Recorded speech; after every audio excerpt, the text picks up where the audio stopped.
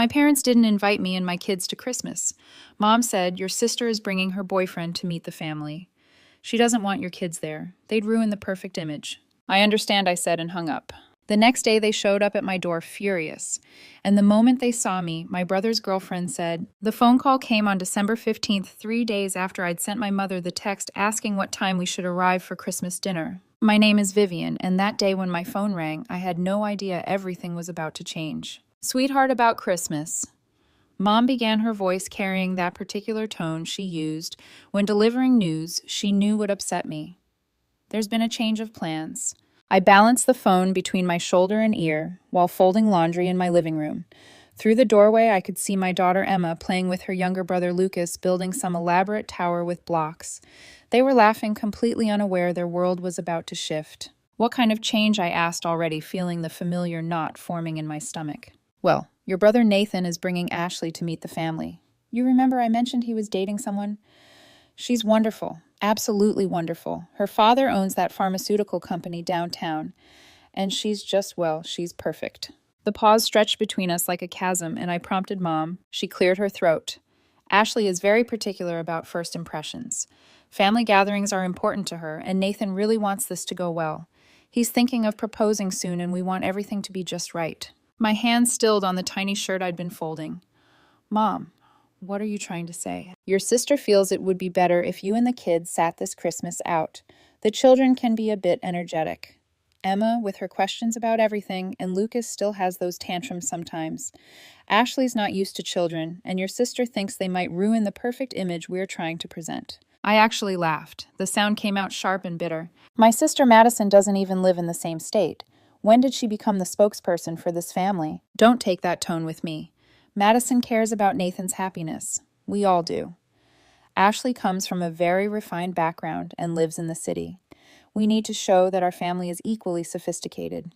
You know how children can be unpredictable." "They're 6 and 4, Mom. They're not unpredictable. They're normal kids." "Exactly. And this needs to be an adult affair. Surely you understand.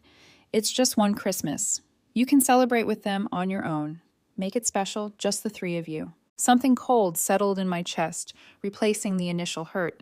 I looked at Emma and Lucas again, still building their tower, still innocent to the cruelty being discussed in hushed tones. "I understand," I said quietly. "Thank you for letting me know. You're being very mature about this. I knew you would understand. Maybe we can do a separate thing with you and the kids next week." I hung up. Emma looked up from her blocks. "Who was that, Mommy?" "Just Grandma," I said, forcing a smile that felt like it might crack my face. "Everything's fine, sweetheart." But it wasn't fine. I spent that evening, after the kids were in bed, staring at old photo albums. Pictures of family Christmases past when I was the golden child before my divorce from Tyler 3 years ago shattered the pristine image my parents had cultivated.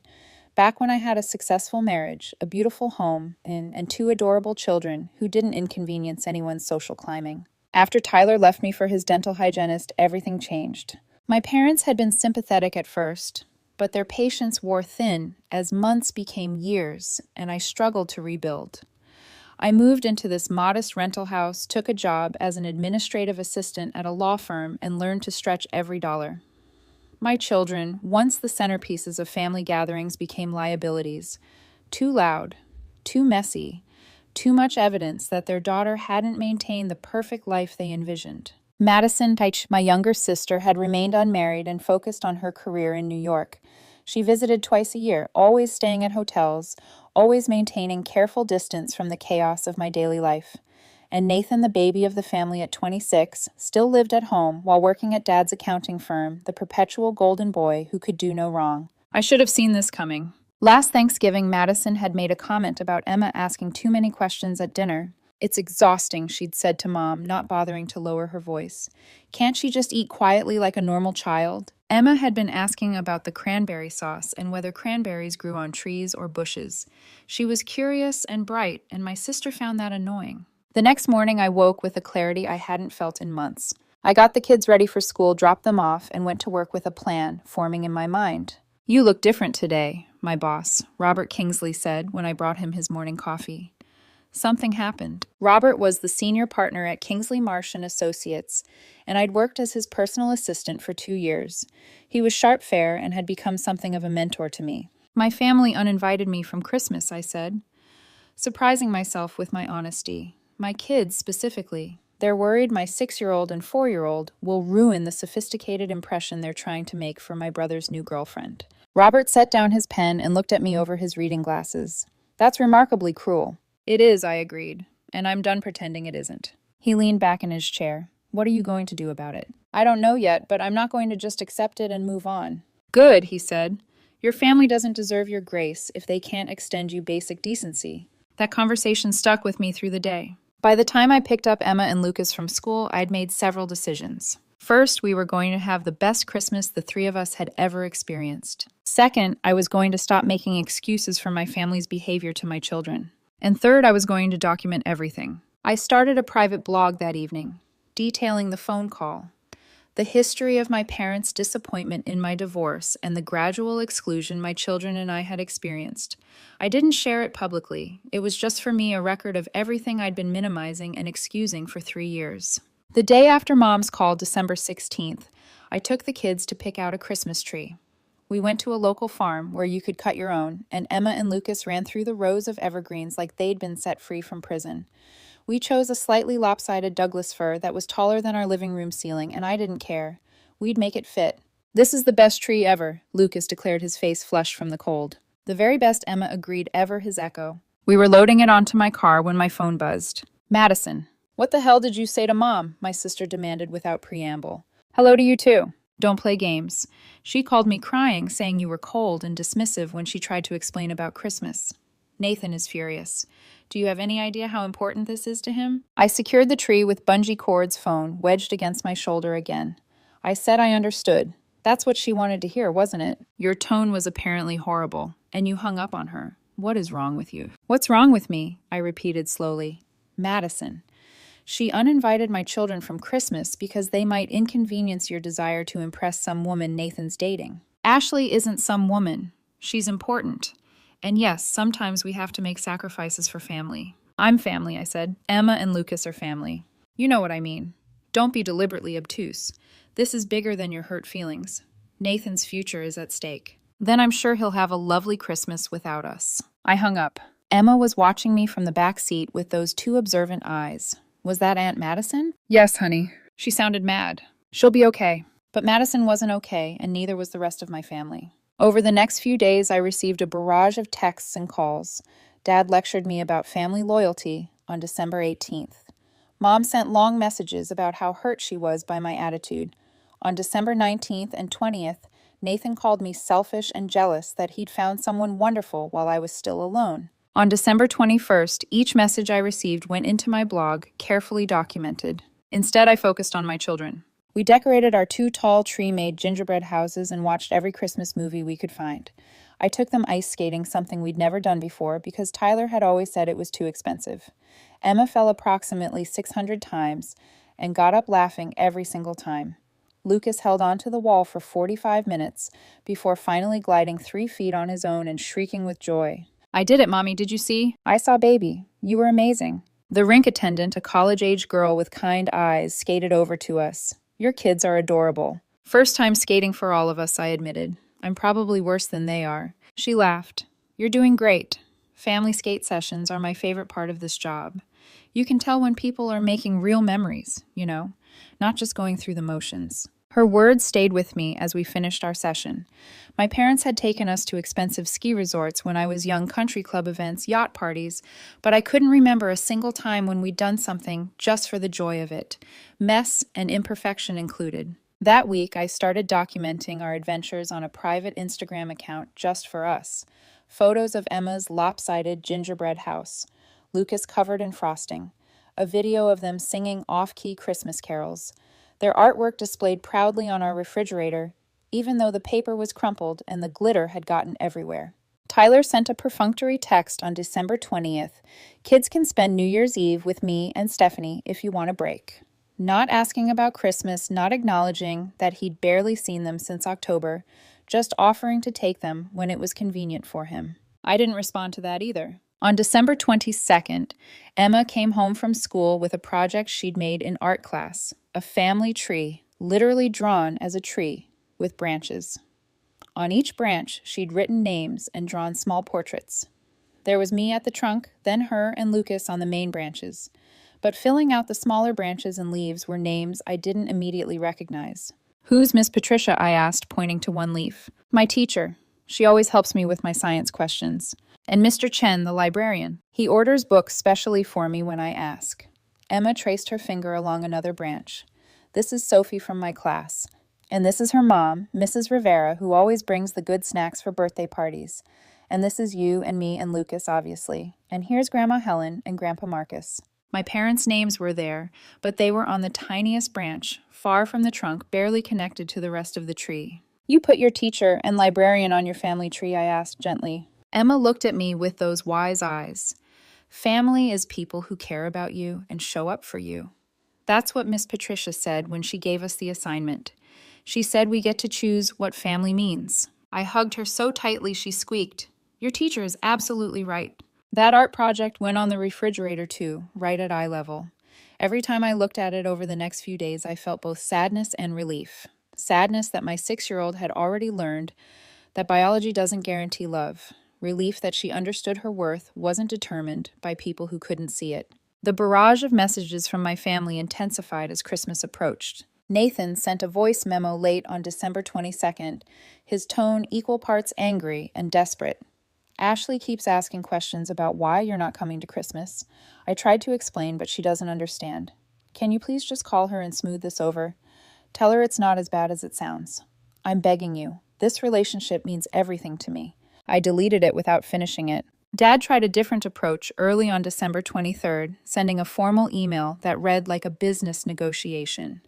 He outlined the terms under which I could attend Christmas arrive at 2 p.m., after the formal brunch stay for exactly 2 hours, keep the children occupied and quiet, and leave before the evening cocktail hour. He ended with, "This is a generous compromise given your recent attitude." I stared at that email for a long time. A generous compromise. As if my children's presence in their grandparents' home required negotiation and strict time limits, as if we were being granted a privilege rather than basic family inclusion.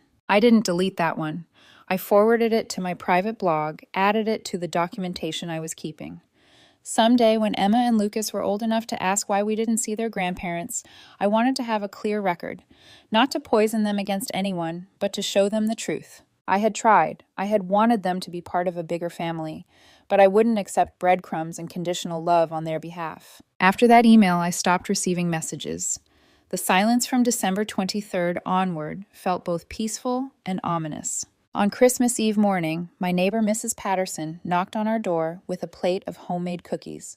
She was 73, lived alone since her husband died, and had become an unofficial grandmother to half the kids on our street. "I heard you're staying home for Christmas," she said. "Would you three like to come to my house for dinner tonight? Nothing fancy, just ham and potatoes and too many desserts." "We wouldn't want to intrude," I started. "Nonsense. I'm cooking anyway, and I'd love the company. Plus, I have presents for the little ones if that's all right with you." Emma and Lucas were already nodding enthusiastically behind me. "We'd love to," I said, and meant it. That evening, we sat around Mrs. Patterson's dining table, which was indeed covered with too many desserts, and she told stories about her childhood Christmases during the 1950s. Emma and Lucas listened with rapt attention, asking questions, laughing at the funny parts. Mrs. Patterson had gotten them books carefully chosen, based on their interests, a collection of science experiments for Emma, a superhero anthology for Lucas. "You didn't have to do this," I told her as she poured me tea. "I know," she said simply, "but I wanted to. Those children of yours are special, and you're doing a wonderful job with them all on your own." I had to blink back tears. When was the last time someone in my family had said anything like that to me? Walking home that night, Lucas holding my hand, Emma chattering about her favorite story Mrs. Patterson had told, I felt profoundly grateful. We had community. We had people who chose to be in our lives. We had enough. We went to a holiday lights display at the Botanical Gardens. We made cookies for their teachers. We volunteered at a soup kitchen on the Saturday before Christmas, where Emma asked the coordinator 17 questions about food insecurity, and Lucas helped hand out bread rolls with the seriousness of someone performing surgery. "Your children are delightful," the coordinator told me. "You should be very proud." I said, meaning it down to my bones. Christmas Eve arrived, and I'd heard nothing from my family since December 23rd. I assumed they were done trying to convince me to apologize for existing. I made hot chocolate and we read The Night Before Christmas on the couch with all the lights off except the tree. Emma's head rested on my shoulder. Lucas curled against my other side. "This is my favorite Christmas ever," Emma whispered. "Mine too," Lucas agreed sleepily. "Mine three," I said, kissing the tops of their heads. Christmas morning was chaos in the best way. The kids woke me up at 5:47 a.m., jumping on my bed and shrieking about Santa. We went downstairs to find the modest pile of presents I'd saved for months to afford. Their faces lit up like I'd given them the entire world. Emma got the science kit she'd been wanting. Lucas got a set of superhero action figures, and they both got new winter coats that actually fit properly. We made pancakes for breakfast, then spent the afternoon building an elaborate cityscape with Lucas's new toys and conducting experiments with Emma's kit that resulted in a small volcanic eruption on the kitchen table. I didn't even care about the mess. At 2:30 p.m., someone knocked on my door. I wasn't expecting anyone. We were in our pajamas. The house was a disaster, and we'd been planning to watch movies all afternoon. I opened the door to find my entire family standing on my porch. Mom, Dad, Madison, Nathan, and a woman I assumed was the famous Ashley. They looked like they'd stepped out of a catalog coordinated in tasteful Christmas outfits. Ashley wore a cream-colored cashmere sweater and pearls. Actual pearls. "Surprise," Mom said, though her smile was strained. "We decided to bring Christmas to you." Nobody moved to come inside. We all stood there in a frozen tableau, me in my ratty snowman pajamas, them in their designer clothes. "What are you doing here?" I asked. "That's not a very warm welcome," Dad said, frowning. "We drove all the way across town." 30 minutes, I said. "You drove 30 minutes on Christmas, the day you specifically told me not to come to your house because my children would ruin your perfect image." Ashley's eyes widened. She looked at Nathan, then at my parents. "I'm sorry, what?" "There's been a misunderstanding," Mom said quickly. "Your sister took something the wrong way." "Oh my God," Ashley interrupted, staring at my mother. "You actually did that? I thought Nathan was exaggerating." The porch went silent except for the sound of Christmas music drifting from someone's house down the street. Nathan's face had gone pale. "Ashley, let's just go inside and—" "No." Ashley stepped back from the group. "Is this why there were no pictures of kids at your parents' house?" "Nathan, you told me your sister was busy with her ex-husband's family this year. You said that's why she wouldn't be there." "It's complicated," Nathan started. "It's really not," I said. "They didn't want my kids there because 7-year-olds ask questions and 5-year-olds sometimes cry, and that wouldn't fit the sophisticated image they wanted to project. I'm divorced, which is embarrassing enough, but having actual children with needs and personalities, that's too much." Madison made a disgusted sound. "You're being dramatic. We were trying to make one day special for a stranger," I finished. "You were trying to make one day special for someone Nathan's been dating for, 3 months?" 4 months, Nathan said quietly. "But yes." Ashley looked at him like she was seeing him for the first time. "You chose to exclude your sister and her children from Christmas for me, without even asking what I thought about it. You said you wanted to make a good impression. You said family was important to you." "Yes, family. Real family. Not some staged performance. I have 3 nephews and a niece, Nathan. They're loud and messy and amazing, and I spend every holiday with them because they're family." Ashley turned to look at me, really look at me in my old pajamas with my messy hair and no makeup. "I am so sorry," she said. "I had no idea this was happening. If I'd known you would have what I asked, insisted they include us, then I would have been there on sufferance, knowing my kids were only welcome because your conscience demanded it." "That's not fair," Mom protested. "We're here now, aren't we? We brought gifts for Emma and Lucas. We wanted to include you after all. After all what I asked. After you had your perfect Christmas morning without us. After you got your photos and your brunch and your sophisticated celebration, now you're here to ease your guilt." Just then, a small voice came from behind me. "Is that Emma?" Lucas had wandered out of the living room, clutching one of his action figures wearing his new Superman pajamas. Emma appeared behind him, her new science goggles perched on her head. Grandma Emma blinked. "What are you doing here?" The look on my mother's face when she saw them was something I'll never forget. Not joy, not love, but something closer to discomfort, like they were an inconvenient reminder of her own cruelty. "We came to see you," Mom said with false brightness. "Merry Christmas." Emma looked at me confused. "I thought they didn't want us at Christmas." The silence that followed was deafening. "Sweetheart," Dad started. "That's what you said, Mommy." Emma continued her 6-year-old logic, cutting through all the adult pretense. You said Grandma said we couldn't come because we might ruin things for Uncle Nathan's new friend. Ashley actually gasped. She turned to Nathan. I can't do this. I can't be with someone whose family treats children this way and who goes along with it. These are kids. They're your family. Ashley, please. Nathan reached for her arm. She pulled away. Does your Uber app work? I need to get back to the city. I'll call a car, I said automatically. It's Christmas Day, Nathan protested. Yes, and I'd rather spend it literally anywhere else than with people who disinvite children from family celebrations. Ashley looked at me again. I really am sorry. Your kids seem wonderful, and you deserve so much better than this. She walked down my porch steps and pulled out her phone. Nathan stood frozen, watching his perfect Christmas implode. Look what you've done, Madison hissed at me. Are you happy now? Actually, I said and meant it, I am. We had a beautiful Christmas morning. Just the three of us. It was perfect. You're being incredibly selfish, Dad said. We came here to make amends, and you're throwing it in our faces. You came here to feel better about yourselves. There's a difference. Mom's eyes filled with tears. How can you say that? We're your family. We've always supported you. You supported the version of me that fit your image. The married one with a perfect house and quiet, well-behaved children who performed on command. The second my life got messy, the second I needed actual support, you decided I was an embarrassment. That's not true, Mom insisted, but her voice wavered. Isn't it? When's the last time you asked to see the kids? When's the last time you came to one of Emma's school events or Lucas's soccer games? When's the last time you acted like we mattered to you as people, not just as accessories to your family portrait? Nobody answered. Emma tugged on my pajama shirt.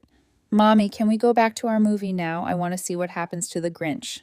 Yes, baby. Go ahead. I'll be there in a minute. She and Lucas disappeared back into the living room. I could hear them settling back onto the couch, their voices already rising in commentary about the movie. We should go inside, Mom tried again. Talk about this properly. No, I said simply. You should leave. You made your choice about who is important to you, and it wasn't us.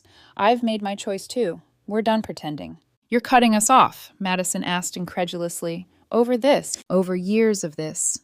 Over 1,000 small cruelties that I excused because you're family. Over teaching my children that they're not good enough, not quiet enough, not convenient enough. They deserve better. I deserve better. Mom reached for my arm, but I stepped back. Do you remember last Easter, I asked her? When Lucas spilled grape juice on your white carpet, you told him he was clumsy and careless. He was 3 years old, Mom. 3. He cried for an hour afterward because he thought you hated him. That's not fair, she said weakly. I was just upset about the carpet, or Emma's 5th birthday when she wanted to show you her rock collection. You told her it was dirty and to put it away. She'd spent weeks collecting those rocks, learning about geology, so proud of herself. You dismissed her in 5 seconds. You're remembering things wrong, Dad interjected. Am I? What about Thanksgiving 2 years ago when you seated us at the kids' table, even though Emma and Lucas were the only children there? You put us in the kitchen with the folding table while everyone else ate in the dining room. Madison was at the main table, Nathan was at the main table, but me and my kids weren't good enough. The silence stretched. None of them could deny it because it was all true. Those are small things, Madison finally said. You're holding grudges over tiny moments. They're not tiny to a child, I said quietly.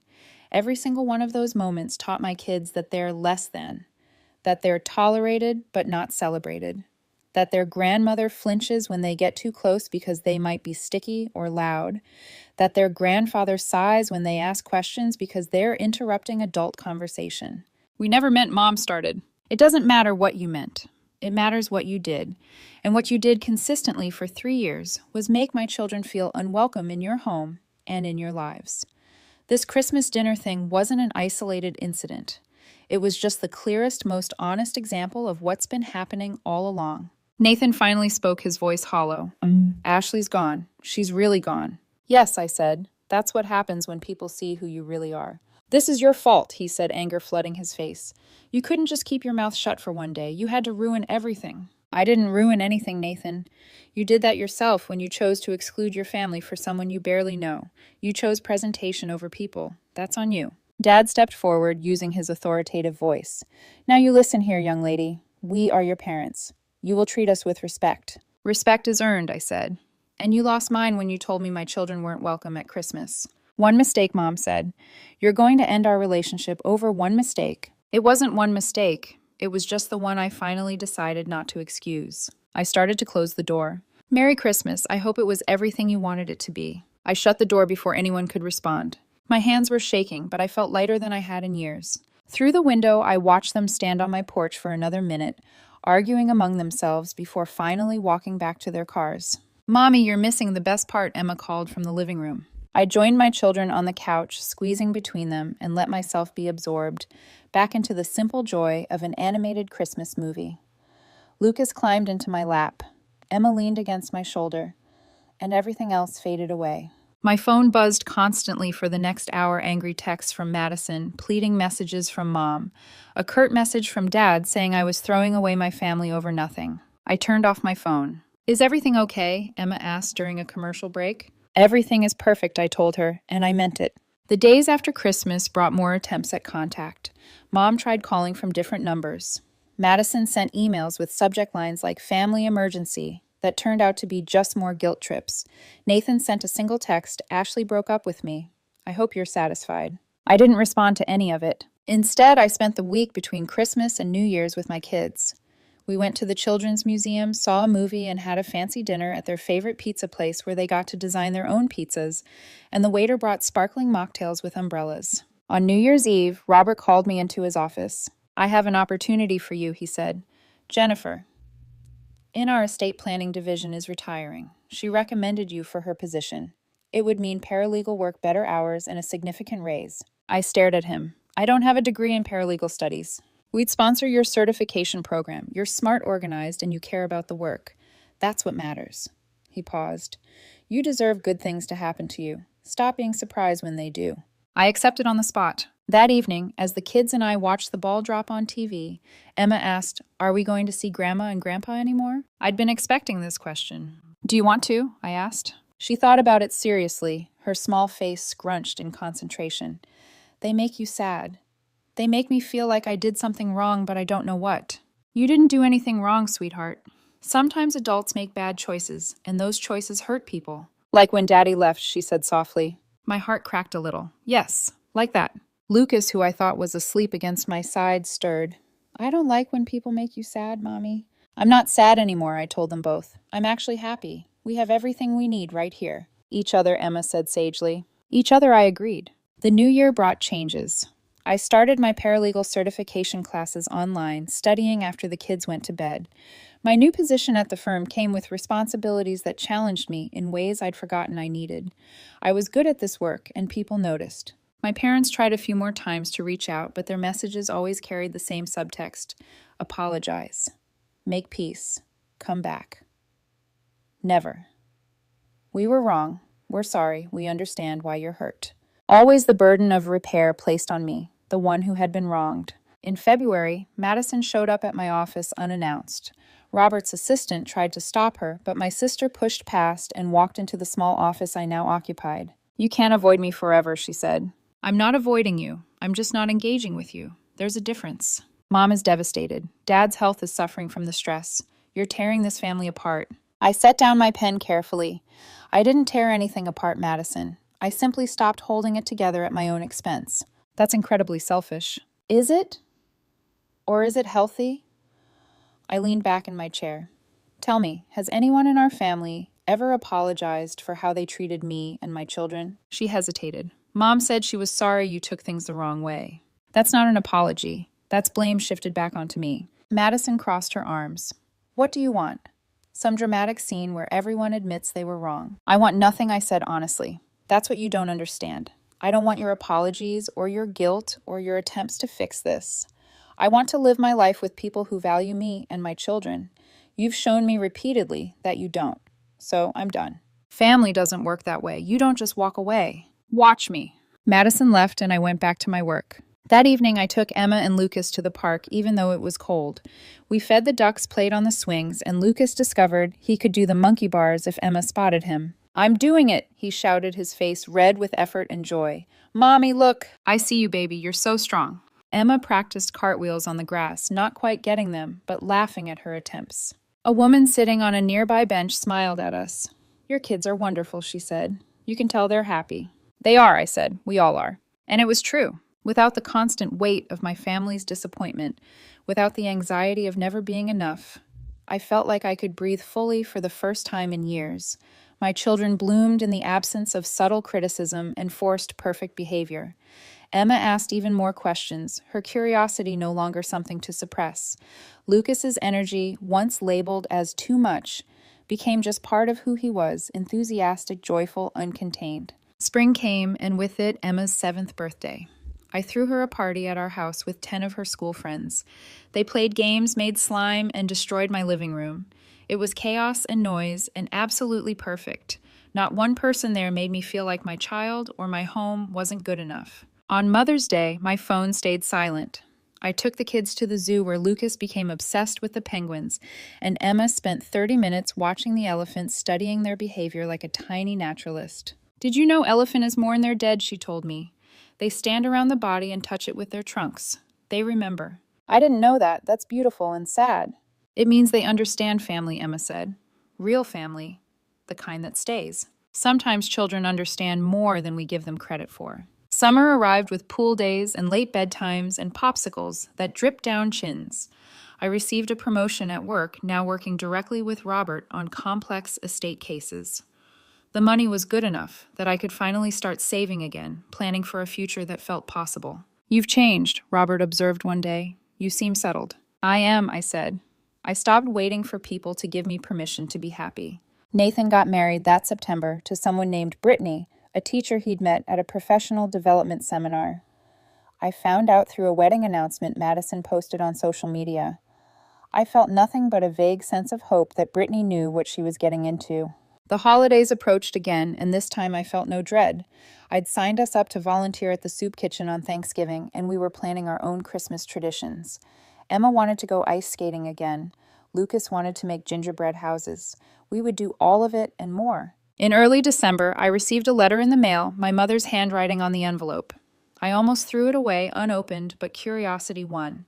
Inside was a single page. No greeting, no signature. "Your father had a minor heart attack last month. He's recovering, but the doctor says stress is a major factor.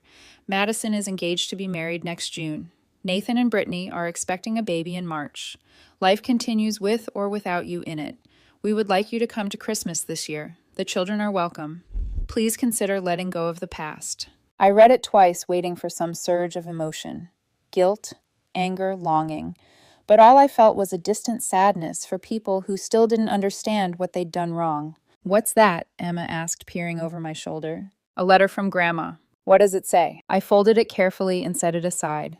"It says they want us to come to Christmas. Are we going?" I looked at my daughter, so much older than 7 in some ways, still so young in others. "What do you think we should do?" She considered it with a seriousness she brought to everything. "Will they be mean to you?" "Probably not mean exactly, but they might make me feel small." "Then we shouldn't go. You're not small. You're the biggest person I know." She hugged me around the waist. "Can we make gingerbread houses instead?" "Yes, we can definitely make gingerbread houses." I threw the letter away, not angrily, not dramatically. I simply put it in the recycling bin with the junk mail and moved on with my evening. Christmas came our second without them, and it was even better than the first. We'd established our own traditions now, the too-tall tree, the ice skating, the volunteer work, the movies in pajamas. The kids invited 2 friends from school whose parents worked on Christmas Day, and we had a loud, chaotic celebration that would have horrified my mother. Emma and Lucas didn't ask about their grandparents. They didn't seem to miss what they'd never really had: unconditional acceptance and love. On Christmas night, after the kids were asleep and the house was quiet, I updated my blog for the first time in months.